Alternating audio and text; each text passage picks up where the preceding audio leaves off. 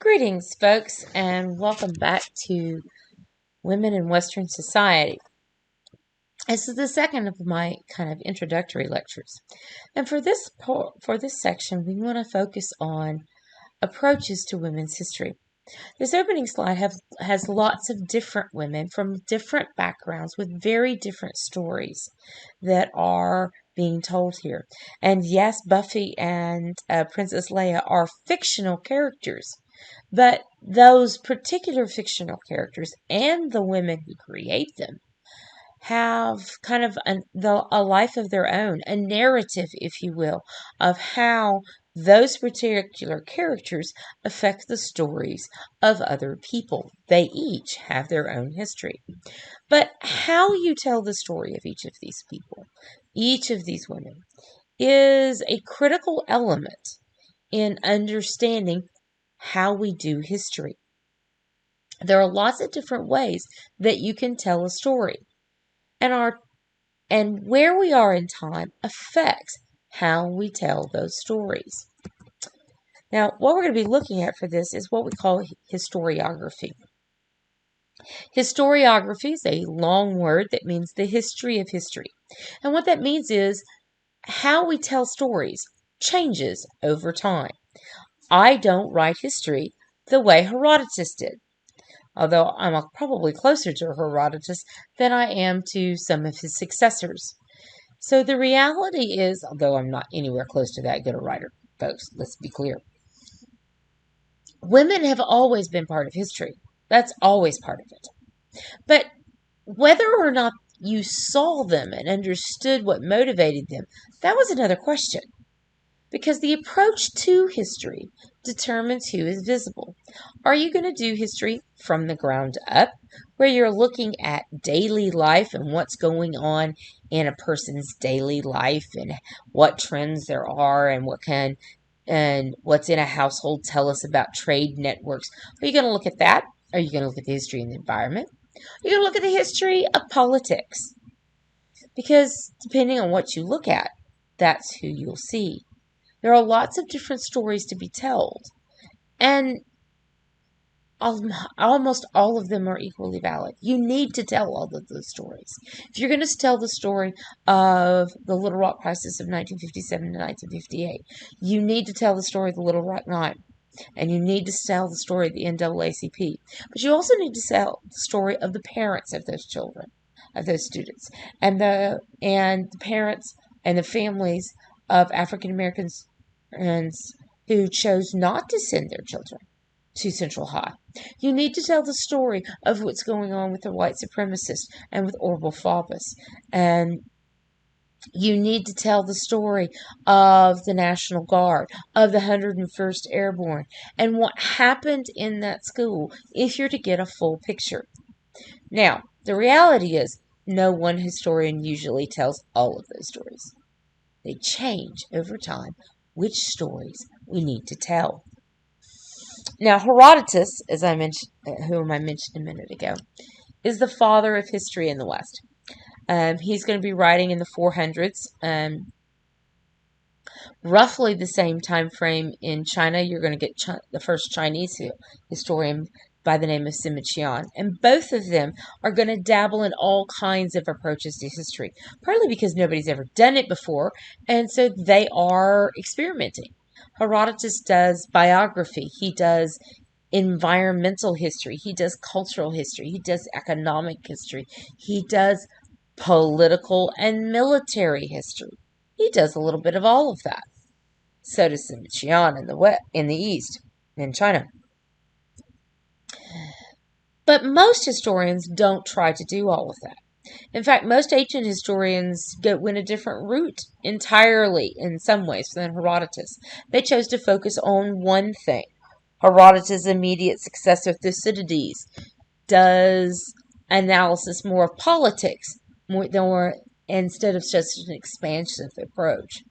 Many of the ancient historians were chroniclers, and that's true even through the Middle Ages and into the early modern period of the 1500s, who they simply cataloged events. Now, some chroniclers who are not just writing, who are A chronicler simply writes down the weather was stormy, the Vikings attacked, with no interpretation. They just wrote down what happened and left it. That's record keeping. But history requires a level of interpretation to figure out what happened here and what's going on and why. Some chroniclers cross over, like Tacitus from ancient Rome, and Matthew Paris, who's his Flowers of History, and Saint Simon, who's actually going to be at Louis XIV's court. All of these guys are going to eventually be historians as well as chroniclers. But in their chronicles, as well as the straight up histories of others in the ancient world, in the medieval world, in the early modern world, and well into the 20th century, one of the dominant approaches to how you did history was what we call the great man or great woman approach. In other words, we're going to go tell the story of what happened by concentrating on Julius Caesar. And Julius Caesar is going to lead us to an understanding of a lot of what happens with the collapse of Rome, which affects a lot of people, both politically important and those at the bottom as well. Great man, great woman approach is about the named people. And I brought you some pictures of the first ladies. The one on the right has Pat Nixon and Lady Bird Johnson, as well as Betty Ford and Rosalind Carter, Barbara Bush, and Nancy Reagan. And this one was taken, I believe, at Richard Nixon's funeral. The one on the left was taken at Barbara Bush's funeral. And it's the most recent kind of collection of former presidents and first ladies all together. That's kind of the most recent picture. The Carters are both still alive, but were not able to make the funeral. They were not doing in great health either themselves. All of these people are named people. I can name them. Many of you can name them. And you might not be able to pick out Pat Nixon or Lady Bird Johnson out of there.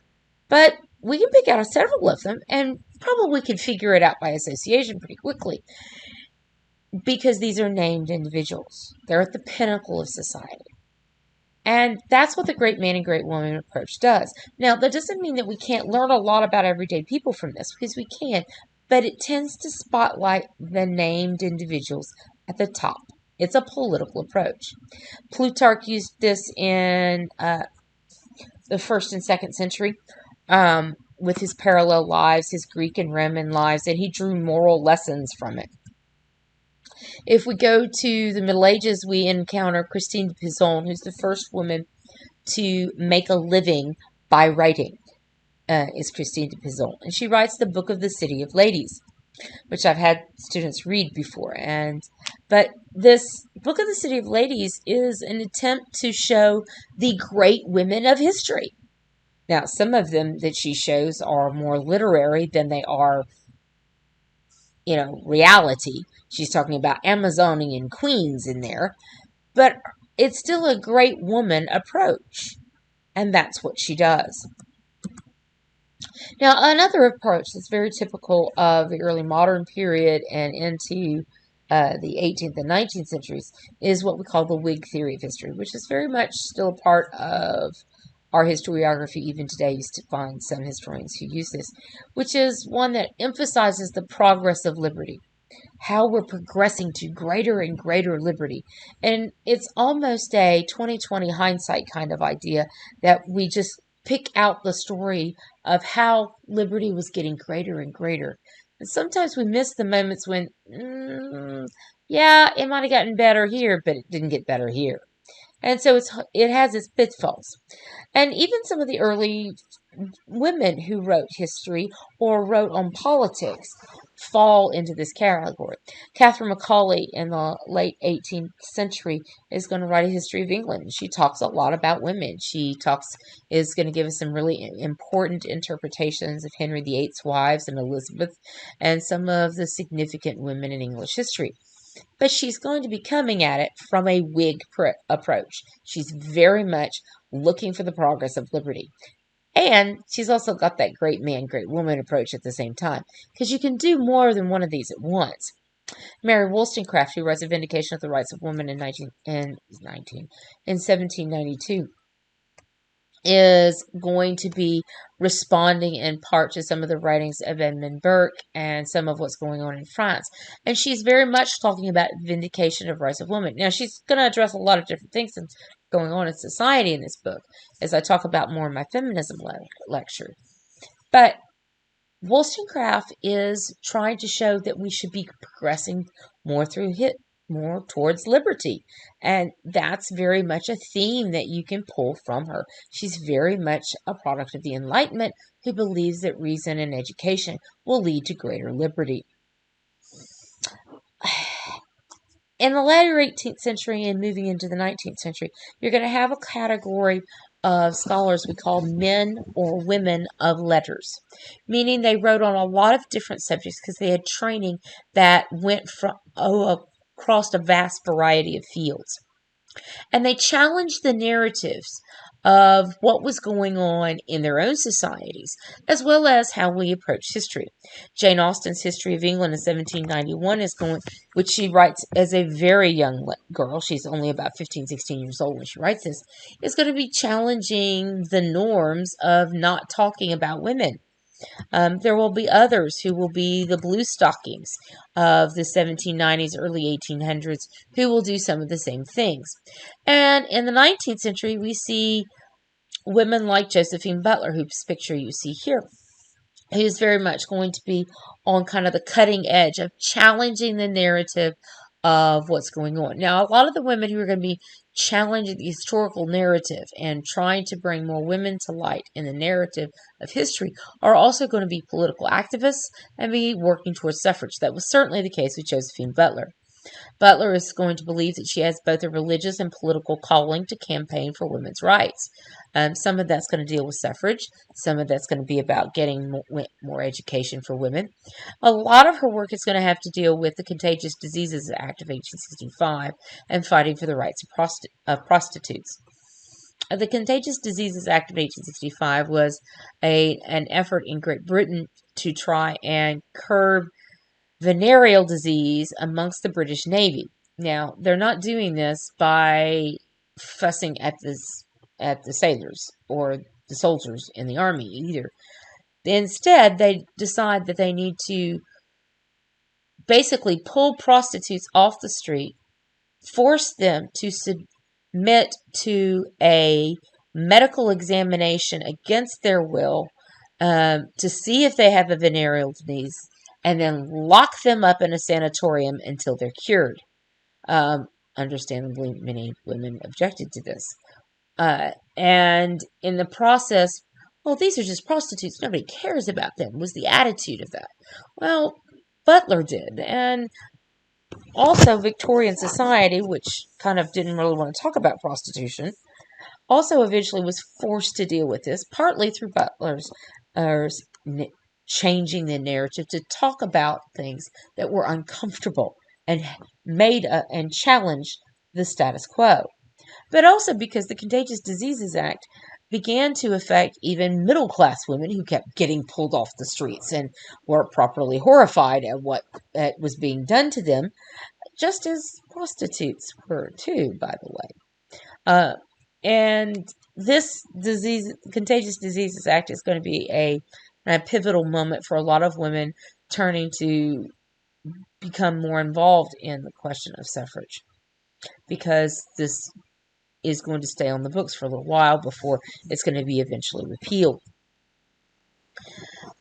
Challenging the narrative to try and talk about women who are not just at the pinnacle, but are all through society, and what made women's experiences unique and different. Things like the Contagious Diseases Act are key here. Now, when do we first begin studying women's history? Well, arguably, we really began with Christine Pizan in the Middle Ages with her book of the City of Ladies. But there's a more modern movement that we need to talk about here. It's part both of the kind of second wave of feminism, but it is also Yes, I use the wave model that I criticize because this is how we talk about it. But it's talking about the time of the 60s and 70s, the ERA movement, and other things. And it's in this period that we begin to see the emergence of women's studies. Now, women's studies is different from women's history, okay? Women's history is looking at women in the historical record and trying to show the story of women throughout time. Women's studies is more literary and history and sociology and anthropology, and trying to look at women from all of those perspectives, literary, historical, and there's a lot of sociology bound up in this, and a lot of psychology bound up in this, and some anthropology bound up in this, and it tends to be very different and focus on the very much women's voices throughout things. And as I mentioned in the last video, you can't simply do women's voices in history because you run out of voices real quick if you go too far back, okay, like past the 20th century. So the reality is that we start to see some splits here. Now, women's studies also tends to focus on women in the present and less on the past. And that's why I say because they're hunting for women's voices, they don't tend to go too far back. It tends to be tied to the women's movements, but it's not exclusively an American thing. And that's one of the things you have to be careful with when you're getting into women's studies, when you're getting into women's history. We can get very quickly into an American focused idea, but there's so much more going on in women's history that affects how we talk about women that doesn't just have to do with what's going on in the United States. Now, the very first women's studies programs were in the United States, and they're created in the early 1970s. The first women's studies course was created at California State University at Long Beach in 1970. And a few years later, you got the first women's studies program at San Diego State College. There were interdisciplinary programs that showed up in the 1960s and early 1970s in lots of different ways. But there was also a lot of other scholarly innovation going on.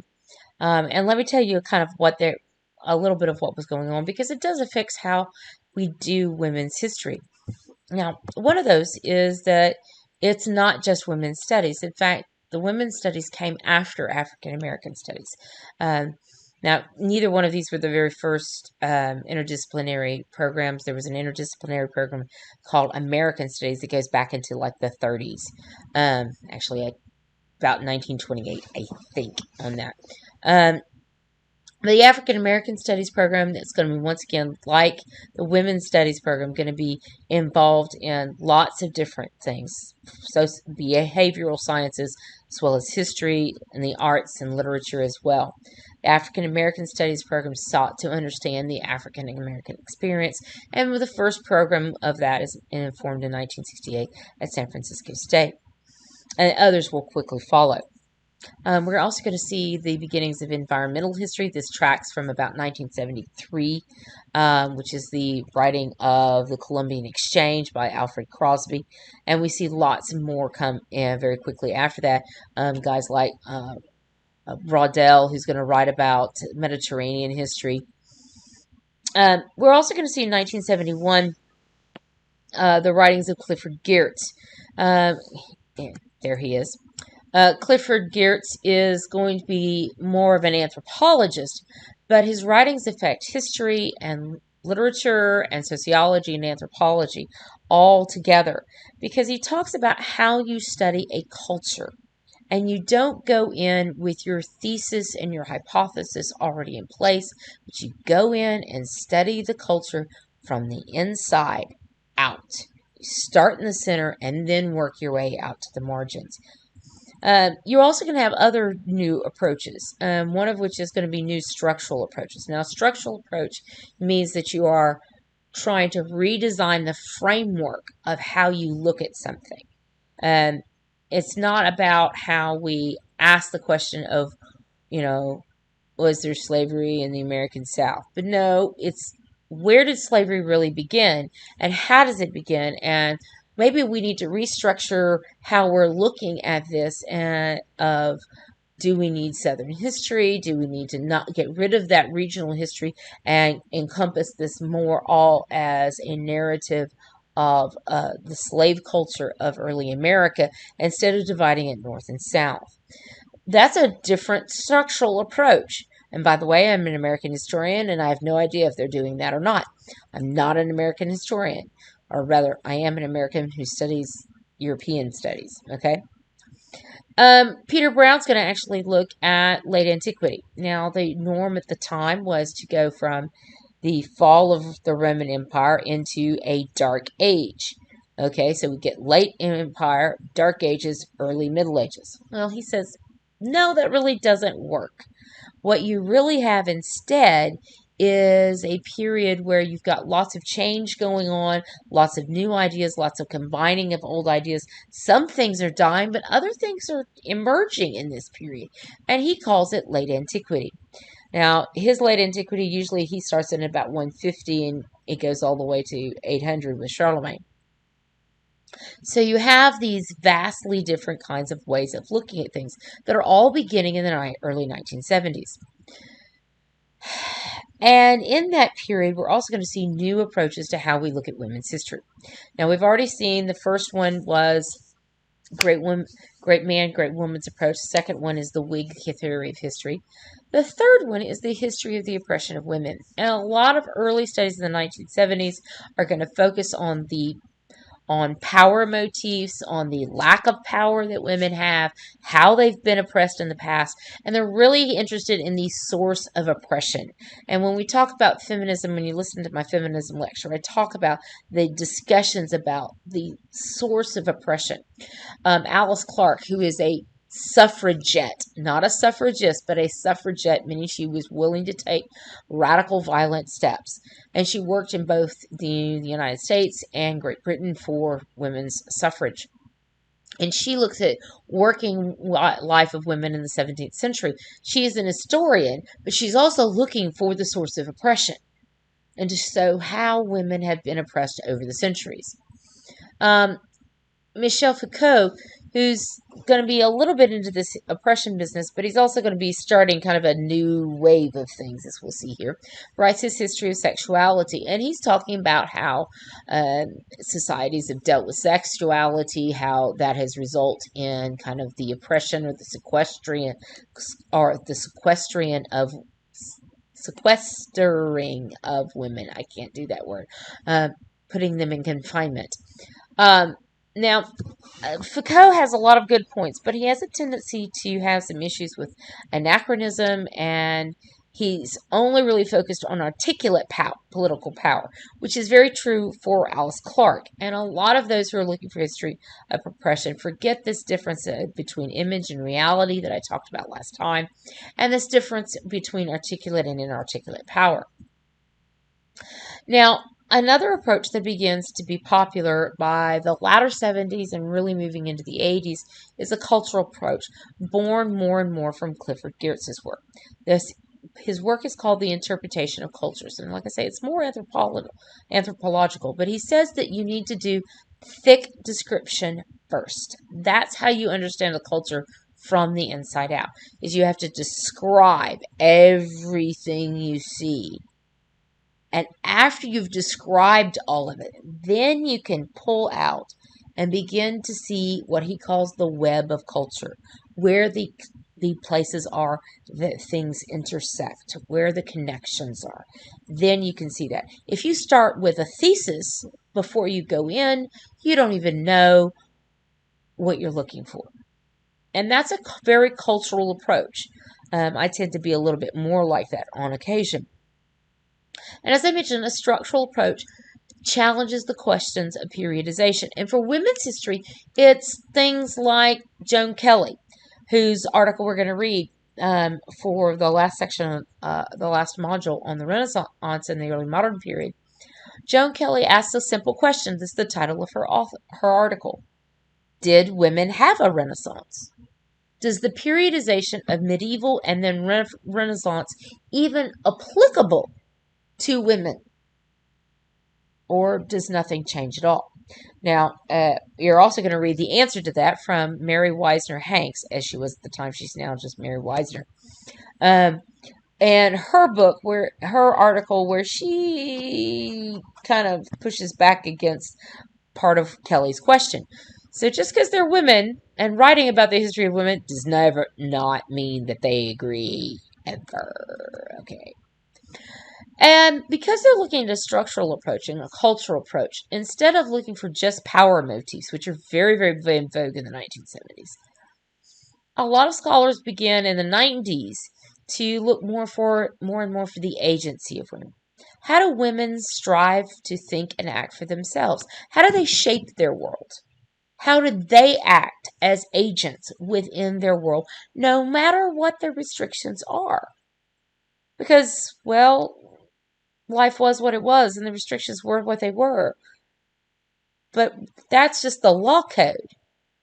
Where are the exceptions? Because there's always an exception. Now, it may be the exception that proves the rule, but there's always a way to look for how they're shaping their own individual lives.